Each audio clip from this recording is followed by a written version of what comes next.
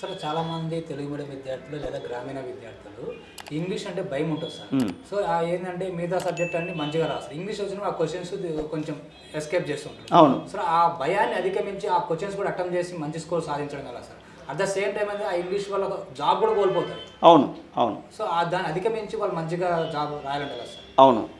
దీనికంతా కారణం ఏంటి అంటే అప్ టు 10th క్లాస్ వరకు, ఇంటర్మీడియట్ వరకు, డిగ్రీ వరకు ఇంగ్లీష్ సబ్జెక్ట్ అనేది ఉన్నప్పటికీ కూడా వీళ్ళు కౌంటింగ్లో 35 వస్తే చాలు నాకు అనే ఫీలింగ్ ఒకటి ఉంటుంది. స్టాంప్ మార్కులు అనేసి అంటూ ఉంటారు జనరల్గా.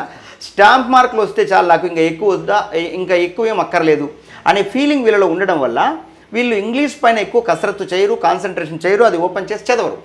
మిగతా సబ్జెక్టులు చదివినంత స్ట్రాంగ్గా ఇవి చదవకపోవడం అనేది మేజర్ ఒకటి, ఫస్ట్ పాయింట్. రెండోది ఏంటి అంటే ఇలా చదవకపోవడం వల్ల ఆ కొన్ని రోజులకి వాళ్ళు ఇంటర్మీడియట్, డిగ్రీ కంప్లీట్ అయ్యేటప్పటికి ఇంగ్లీష్ నాకు రాదులే అనే భావన ఉండడం. మూడోది నేను చదివినా కానీ అర్థం కాదు అనే యాటిట్యూడ్ అనేది డెవలప్ కావడం.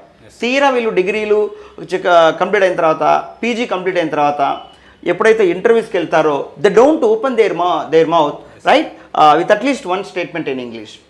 సో అక్కడనే వీళ్ళు రిజెక్ట్ అవుతారు, వెనక్కి వచ్చేస్తారు. మళ్ళీ ఎంబీఏ అయిపోయిన తర్వాత మళ్ళీ ఇంగ్లీష్ నేర్చుకోవాలని మొదలు పెడతారు. అదేదో ముందే ఉండింటే చాలా ఈజీ అయ్యేది. కాబట్టి ఎవరైతే ఇప్పుడు ప్రిపరేషన్లో ఉన్నారో వాళ్ళందరూ ఎవ్రీడే కొంత టైం కేటాయించుకొని ఇంగ్లీష్కు ప్రిపరేషన్ మొదలు పెట్టండి. సో దట్ ఈజీగా మీకు మార్కులు పెరుగుతాయి. ఓవర్ నైట్లో ఎక్స్పర్ట్ అయిపోవాలి ఏ ఫీల్డ్లో అయినా అని అనుకోవడమే ప్రమాదకరం.